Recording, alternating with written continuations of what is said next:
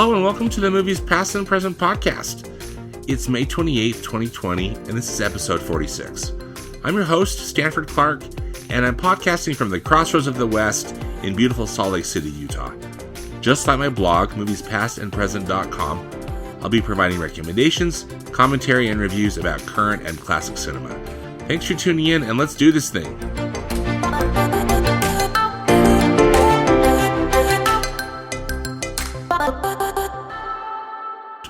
So, streaming services are where it's at for our movie entertainment, and there's a big new streaming service to talk about this week. It's HBO Max. So, this is the new streaming service from Warner Media, and they've got a lot of stuff. So, as you know, HBO is a very well-established brand. It stands for home box office, as I'm sure you know too. And HBO has been a mainstay of premium cable for years, and then they've been branching out on some of these other services. Most recently, they've had an app called HBO Now, which you could subscribe to, where you get HBO content, where you get to watch their original series and whatnot. And so, just like HBO Max, this new streaming service has lots of movies, and lots of also I think it's going to include a library of all of their original series too. HBO is home of Game of Thrones and Sex and the City and all these other shows that are kind of cultural touchstones for sure. If you're into that sort of thing, HBO also has had a handful of children's shows. And so HBO Max, it looks like, is going to continue with that. They've got a partnership with Sesame Street. There's going to be some kind of an Elmo show that they're doing. And anyway, so I think there's going to be some kids programming. They also have got brand new Looney Tunes shorts that they've created exclusively for HBO Max, which sounded appealing to me. That's kind of the thing that sounds most appealing. In addition to the Studio Ghibli catalog, Studio Ghibli, that great animation studio out of Japan, they haven't participated in any streaming services up until now with the debut of HBO Max. Turner Classic Movies, which is part of the Warner Media family, they'll be providing some popular classic movie titles on the service, and I understand there's some Criterion titles too that are on HBO Max. So anyway, lots of movies, and again, all the stuff that HBO offers. The cost is, I think, around $15 a month. I know that they're offering some certain deals. I think they were offering a sign up early deal, which is now over because they launched this week, but. And then I think down the road they're going to be offering something that might be a little lower cost that has some advertisements in it. But anyway, it looks robust, and hopefully it's going to be a success for them. Another big thing that they were talking about with HBO Max, as far as their launch goes, is it's not coming out till next year, but there's going to be what they refer to as the Snyder Cut from Zack Snyder of the Justice League movie. Now that is absolutely not a draw for me, but it could be a draw for many. So anyway, HBO Max is a streaming option for you, and I've got a link to it in the podcast notes of my blog if you want to go out to the website and check it out and learn more. Another option for watch at home for the next few days is there's actually going to be a really interesting film festival on YouTube, of all places. This is called the We Are One. It's a global film festival, and it's basically a combination of the Tribeca Film Festival, and then a few other film festivals are contributing, because pretty much every film festival, other than really the Sundance Film Festival this year, has been canceled due to COVID-19. And so they're offering these movies on YouTube for free, and then there's going to be a place where you can donate if you want to donate some money. This going to go to some causes that are documented. These are some specific causes that are on the site. So I'll put the site links to the site out on the podcast notes. But it's basically youtube.com/weare1 is where you're going to find this. And again, I've got a link to that too in the podcast notes. But this film festival starts tomorrow, May 29th, and runs through June 7th. And every day they've got a schedule of films that you can watch, I guess, quote unquote, live.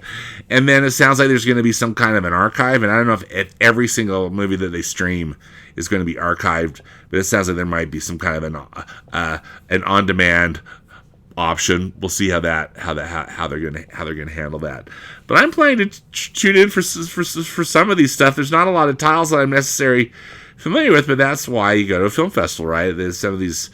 Again, it looks like it's going to be a showcase for independent filmmakers, and a lot of interesting international stuff in this We Are One global film festival. Another couple of things while we're talking about streaming, there are two recently added titles to Disney Plus that are from the 20th Century Fox library that I thought that were worthy, because the Walt Disney Company now owns 20th Century Fox. They've been putting some more family-friendly titles on the Disney Plus service. And so two of these titles I think could be worth your while if they're movies that you haven't seen or you haven't seen for a while. The first up is Fantastic Mr. Fox, which is from 2009. This is directed by Wes Anderson, and it's based on the book by Roald Dahl. And Wes Anderson typically directs live action films, right? He directed Rushmore and The Royal Tenenbaums, The Life Aquatic with Steve Zissou, The Grand Budapest Hotel. There's a lot of movies. He's got a very distinctive visual style, and it's amazing that he brings his style into the world of stop motion animation. This movie is really fun. It is, if you've never seen it, it's just basically about these animals that kind of take on the farmers. But it's done again with this great Wes Anderson style. It's got great vocal talent, and it's just really a unique film. So I'm excited to watch it on Disney Plus, and I think that's hopefully something I'll be watching this weekend or very soon. Another addition on Disney Plus is the musical Hello, Dolly from 1969. Now, this is a film adaptation of the wildly popular Broadway play with music by Jerry Herman. This film adaptation that was done in 1969 was directed by the great Gene Kelly, and it's a movie that really harkens back to the late 40s and 50s, really the heyday of the MGM musical. This was made by 20th Century Fox, and I think they poured in a ton of money into it. On the Broadway stage, it was Carol Channing who was part of the original Broadway cast of Hello, Dolly, and who played the role for many, many years. For this film version, they brought in Barbra Streisand, who was, in a lot of ways, I mean, she was extremely popular, but was really young. In fact, I always thought Barbra Streisand was just like 30 years too young to play this role. But Turner Classic Movies and their wonderful big screen classic series back in the day, when we could go to the movie theater, they showed this on the movie theater, pre-COVID-19. This was a few months ago, and it was a real revelation to me to see it on the big screen, as it typically is, because that's just how I prefer to see movies. But Gene Kelly really used a lot of artistry in crafting this film. Had incredible sets, great costumes, great set pieces generally, and just a good cast. Walter Matthau's in it, Tommy Tune, and it was fun to see it on the big screen, and so I think it might be fun to try to watch it again. I feel like I've kind of forgiven some of the things that I haven't liked about it in the past. Also, if you've ever seen the Pixar film WALL-E, you might have a little tender spot in your heart for this movie that might not otherwise be there. So anyway, Fantastic Mr. Fox and Hello Dolly on Disney Plus could be another couple options for you as you're looking for something to watch with your family.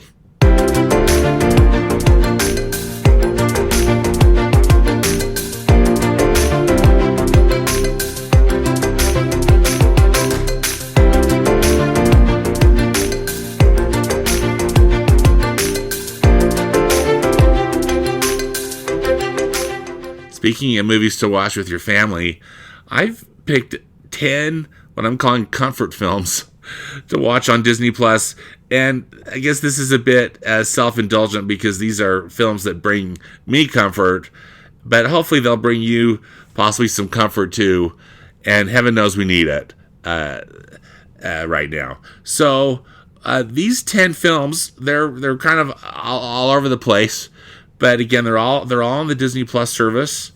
So hopefully that's something you've got and that you're enjoying, and that these titles might be things that either you haven't seen yet or you haven't seen for a while. So first up is the movie Monsters Incorporated. This is a Pixar Animation Studios film from 2001, and this film is just pure delight. It takes place in this city called Monstropolis, where the monsters go in and they go into children's closets at night and scare them, and then they use this children's screams to power their monster city. And I mean, it's this high concept, crazy idea, but the magicians at Pixar really make it work.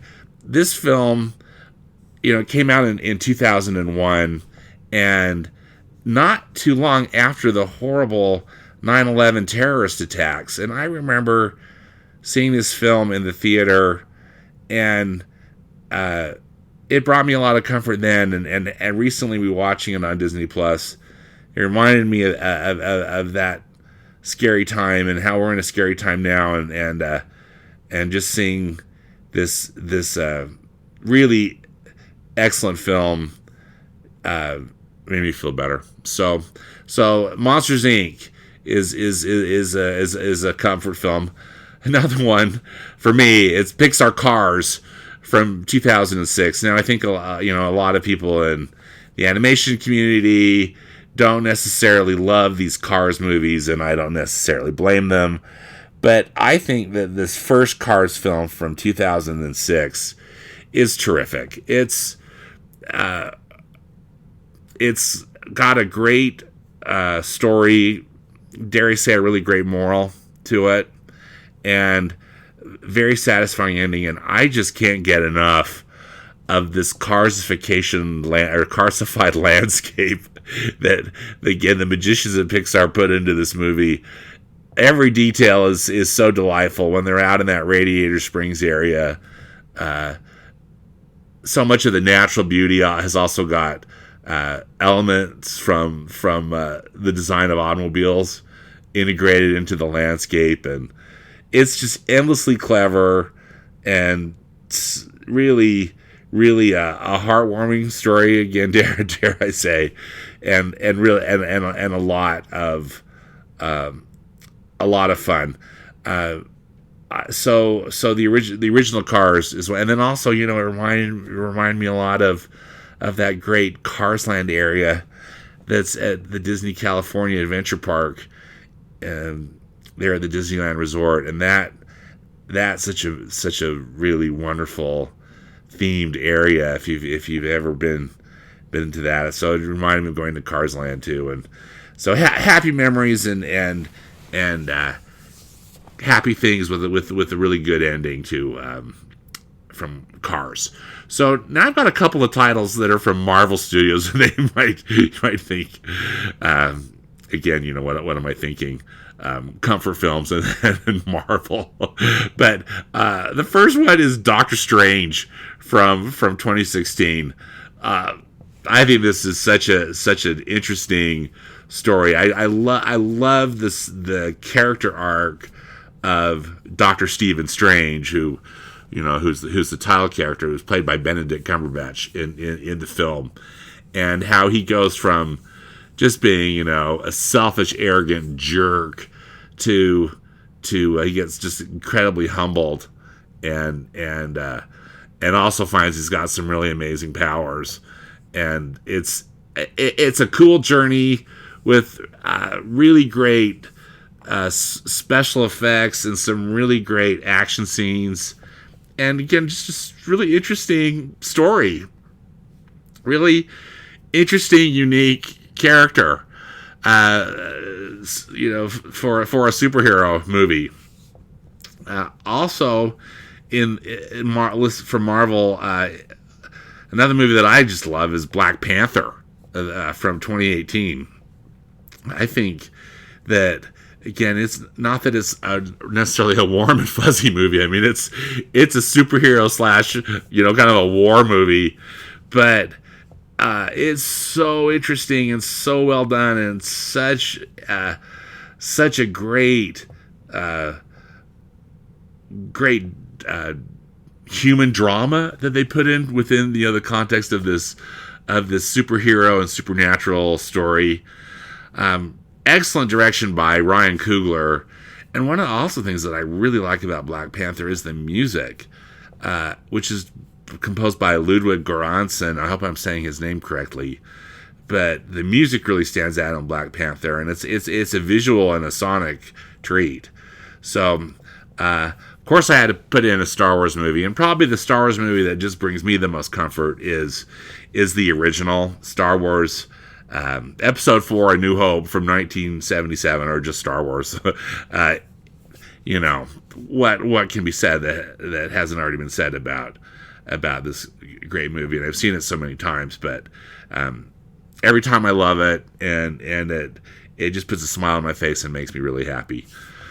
Got now some titles from Walt Disney Animation Studios, which, hello, is my favorite.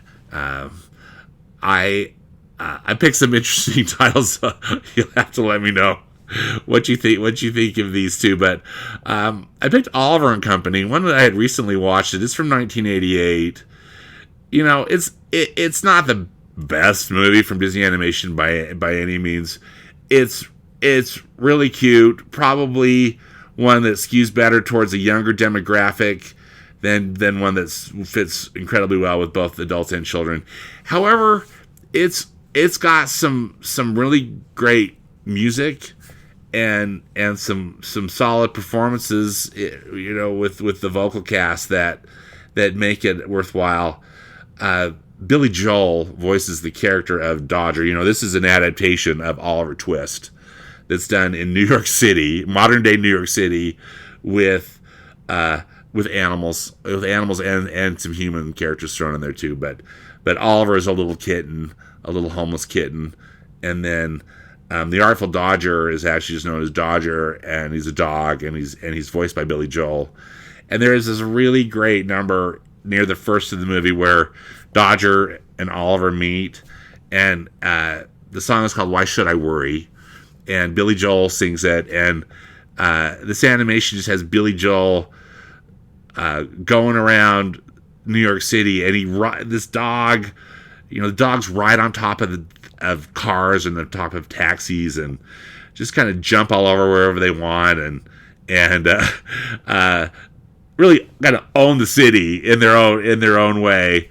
And it's just delightful. Just being able to see that "Why Should I Worry" segment alone was worth a watch, and put a smile on my face, and again brought some comfort to me. The Bette Midler plays a role in it too. She plays this spoiled rich poodle, and she's funny. And Cheech Martin is in it, and he's it's all just good fun. and but it was really all about Billy Joel and Why Should I Worry. Um, that's what that's all about. Recently, I also watched both Fantasia movies. Fantasia from 1940, and then Fantasia 2000 from the year 2000. Those movies are so beautiful. The original Fantasia was so groundbreaking, and with the exception of the Ride of Spring, I mean, well, actually, I really love that Ride of Spring sequence, but it's pretty jarring. So is the Night on Bald Mountain. Not that those give you comfort, but the artistry and just the experience of the film is so great, and it's one where I really wish someday. I mean, I've seen it on the big screen before, and I hope someday to get to see it again on the big screen, just because it's such an amazing experience. But the digital print that they've got on Disney Plus was excellent, just flawless and beautiful. I thought the colors were amazing, and the sound was terrific on my little home TV, and I just loved it. I also loved the experience watching Fantasia 2000. That is such an interesting piece of work too. And again, I don't think this is quite as good as the original Fantasia, but it's still solid, and the animation is beautiful. The music recording is flawless too, and I love the little interstitials that they put in. Of course, they've got these celebrities that introduce the segments, but it's like the symphony is floating in outer space, and it's so beautifully conceived and executed. I really love it. Going from something completely different, but also released that same year in 2000 was The Emperor's New Groove, which is just this absolutely bonkers comedy, but it always makes me smile. It's super funny. Hopefully you've had a chance to see it. This movie was supposed to be something very different as Disney was making it. They called it Empire of the Sun. Again, it was set in South America. I don't know if it was necessarily set with the Incas or what kind of ancient civilization. But Sting, the musician Sting, was brought in to write the music, and they just couldn't get it to work. So they brought in some new creative talent, brought in some different directors, and took it just to release something. They took it in a very different direction. It almost feels like it's a movie version of Warner Brothers Looney Tunes. I mean, it's got that kind of tone and pacing, but it's actually a blast, and the animation that they did for it, very stylized but terrific. Again, set in Peru, and with kind of the Inca aesthetic. And it's a blast. So just for a silly time and a good laugh and some cool art, The Emperor's New Groove is hard to beat.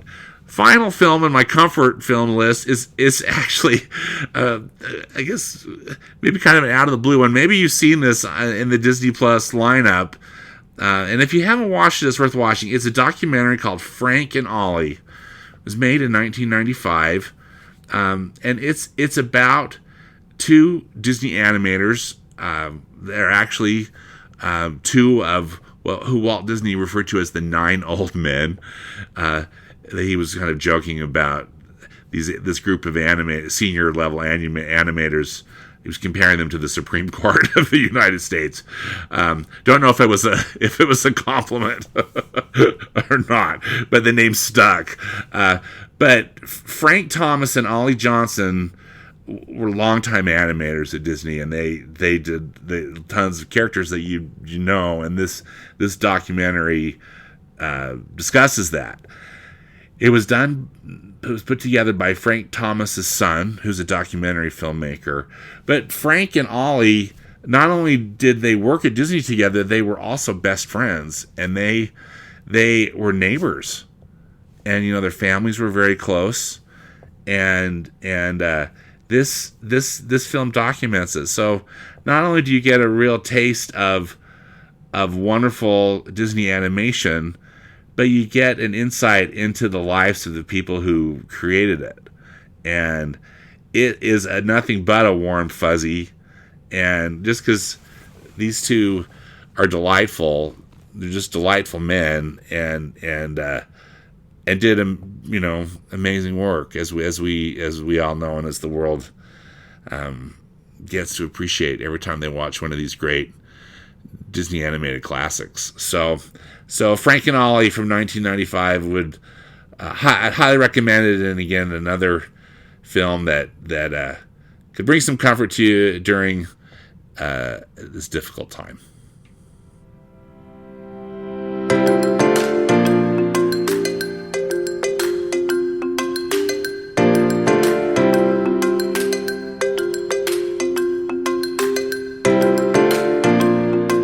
Well, that does it for this episode of the Movies Past and Present podcast.